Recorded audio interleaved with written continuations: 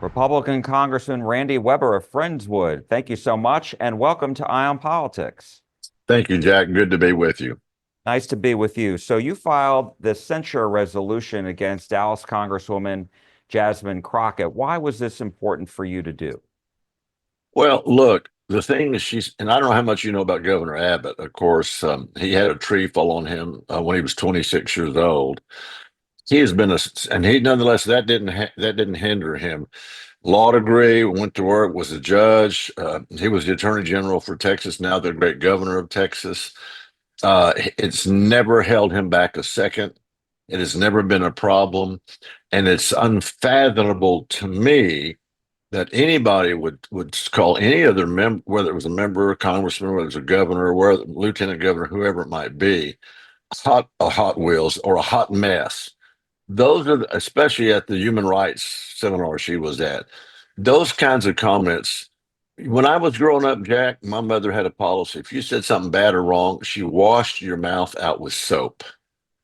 And I don't know if Jasmine's mother did her that way, but sometimes you have to know that you just can't denigrate people like she did.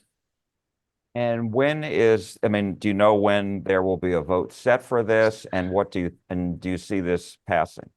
Well, we just filed it today. People will be signing on to it, and we haven't, so we don't have a count. Tomorrow is our what we call our fly out day. So we won't be here tomorrow. We'll come back next week. So we'll see what happens.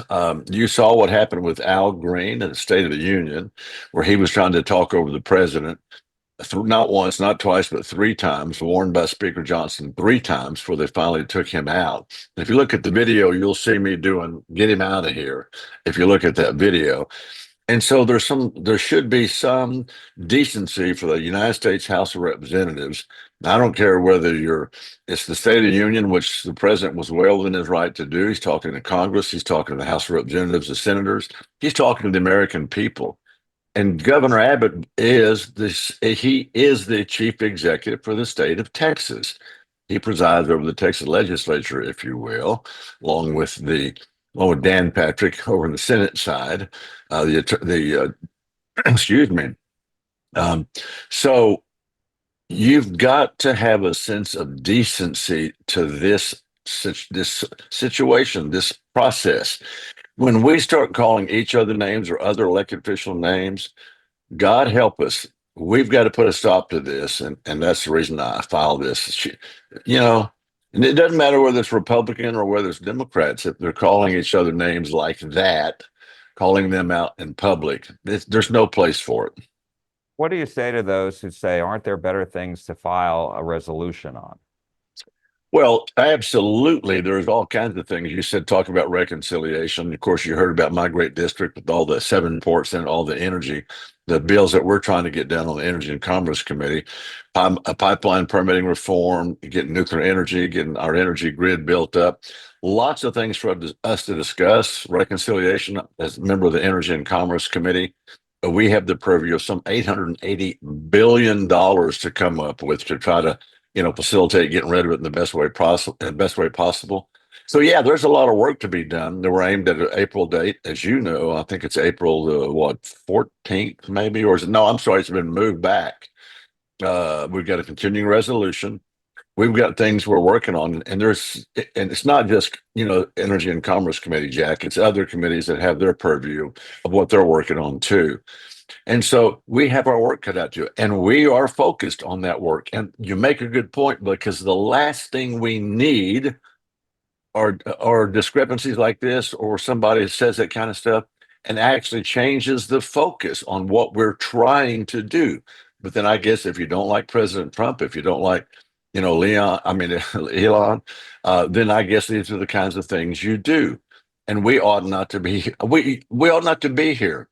She should have never said that, and we should never have to reprimand her. But we do need to be reminded that we need to be civil to one another and focus on the American people's business. So you brought a lot of other topics up. Let me just ask you, because of Elon Musk, as you probably have heard, on Saturday, there is going to be what's called Tesla takedown protests nationwide, perhaps worldwide, against at Tesla dealerships. People are upset with Elon Musk and DOGE and the cuts. And we've seen where some customers' cars have been keyed, dealerships have been shot at, dealerships have been vandalized with swastikas, as have some customers' cars. So, what do you say about all this? Well, look, our friends on their side of the aisle, and this is not, secret. They do this in open in committee hearings and other places. They say, well, Elon Musk is not elected. He's an unelected bureaucrat. If you're an unelected official, how does he get this kind of power? Well, the truth of the matter is, Jack, that he has the president has the right to have advisors. He's got all kinds of advisors, and some of them are elected. I mean, some of them are appointed, some of them aren't. And Elon Musk, by all rights, by anybody's standards, I think people would agree, is a very successful business guy. He knows what to look for.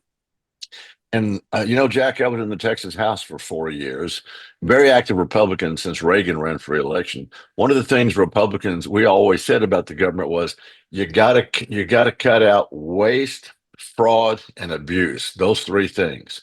So here along comes the president, President Trump, great President Trump. Here comes Elon Musk. He's got the richest man in the world, again, by almost everybody's standards, coming in here to look at each individual agency, each individual program, and say, look, we can cut here, we can cut there. We found out working on reconciliation that we had money going from USAID to certain, foreign people to study the habits, for example, transgenderism over in some of these countries. And I know you probably heard about the condoms that were shipped overseas using federal money. Why are we doing this? So Elon Musk is doing his dead level best.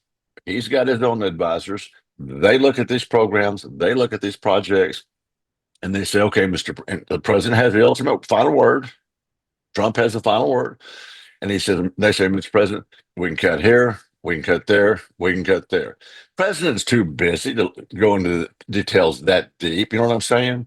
He's got a lot on his plate. So he's got Elon Musk to do that. And unfortunately, our friends across the aisle have just, I don't know what to say. They've gone bonkers over the fact that he's helping the president. But what do you make of these attacks at Tesla dealerships? I mean, there was a dealership in Austin that they found multiple incendiary devices at. I mean, this is more than just, these are people who are very upset with Elon Musk and have carried out attacks at his dealerships and on customers' vehicles. This is the kind of violence and vandalism, I would call it thuggery, that's happening in the United States of America because they don't like the fact that somebody has actually stepped up to the plate and said, remember those three things, we're going to work on eliminating waste, fraud, and abuse. They don't like that. And even in Galveston County, there was an email went around, was it yesterday or today? Be at a certain spot because we're going to go to the Tesla dealership and tell them how we hate what they're doing, blah, blah, blah. Remember, a lot of these people are the same ones, Jack, that didn't like gas vehicles, didn't like fossil fuel vehicles. They wanted electric vehicles because, as Chicken Little used to cry, the sky is falling, the sky is falling. And so they don't like gasoline or fossil fuel vehicles. So they pushed for EVs. All right, there was federal money that came out for subsidies for EVs. They got their way. And all of a sudden, because the owner of that EV factory and manufacturing company is helping cut waste, fraud, and abuse, they're going to go and attack his places of business, and also burn people's cars that have the right to be in those cars. They have lost their collective mind. It really is sad. And let me ask you about your point as far as the cuts that Elon Musk and DOGE have identified. When it comes right down to it, isn't it Congress's job to actually make these spending cuts? Because we've heard for decades about the spending. We're now up to 36, maybe close to $37 trillion. We've heard a lot of talk, but we haven't seen any action. And so it's easy to say it, right? It is easy to say, but you make exactly the right point, Jack, and that is this. That's what reconciliation is. Once all these are identified in various and sundry ways and various and sundry programs, different avenues through different committees, we will all come together as Congress, the House of Representatives, and then ultimately the Senate, of course, and we will vote on a package that cuts. It's not, you make a good point, 36, $37 trillion. We're not going to be able to get all of that in one bite. We got to take one bite of this piece of pie one at a time. We'll come together and we will vote on what's called a reconciliation package. And you probably know reconciliation can be handled in such a way that it doesn't require 60 votes over in the Senate so that it cannot be filibustered. It does require parliamentarian approval. We can't put something on the reconciliation bill that applies to policy. It has to be to budget and spending. And so that's this process. Once it's all identified, once those recommendations are made, yes, the United States House of Representatives will come together. We'll look at those in their entirety and we'll have a vote on the floor of the House. And as far as I read that the House and the Senate are coming closer together, they're not quite there yet as far as identifying spending cuts. Among them are cuts to Medicaid, and I know you're on the committee that oversees Medicaid, and so I'm wondering. What I've heard is $880 billion being looked at in cuts to Medicaid over a 10-year period. No, And that's all of our cuts, not just and not listen. We're not. So I'm sorry, I don't mean to interrupt you. Keep no, going. but no, go ahead. I mean, correct me if I'm not accurate. Well, we have, you probably know this, the Energy and Commerce Committee is the oldest, broadest committee in Congress. It's one of two mentioned in the Constitution.